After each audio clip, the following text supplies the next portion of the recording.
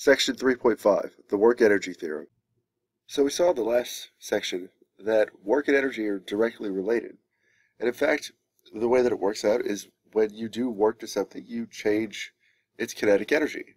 The work that's done is directly equal to the change in kinetic energy of the object, or the final kinetic energy minus its initial kinetic energy.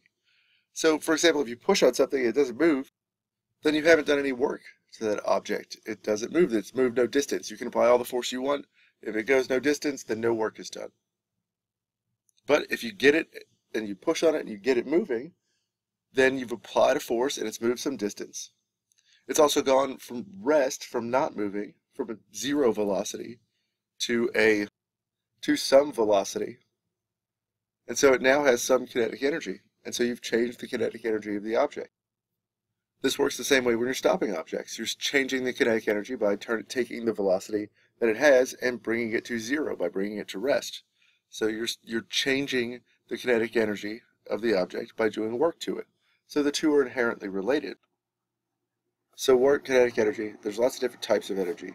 But kinetic energy and potential energy pretty much underlie everything that we really talk about.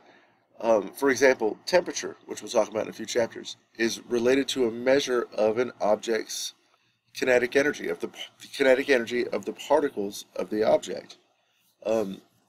Potential energy inside of batteries. There's chemical potential energy between the different pieces of a battery, which we'll talk more about in Chapter 8.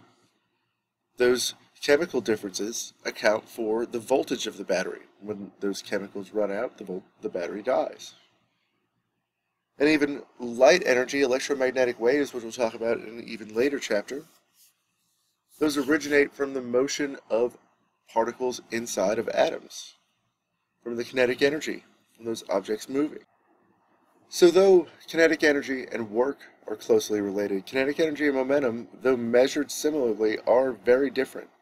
Both momentum and kinetic energy are measured using the mass and the velocity of the object. But momentum is a vector and kinetic energy is a scalar. What this means is that momentums, or momenta, when they are in opposite directions, can cancel out. The direction of the momentum of a particular system or particular object matters. When we talk about kinetic energy, the direction doesn't matter. All that matters is the amount of kinetic energy that it has. Kinetic energy can change forms. It can be changed to do work. It can be changed into potential energy. It can be changed to lots of other different forms. And energy in general can be changed into all sorts of different forms. But momentum can't be exchanged or changed into other types of momentum.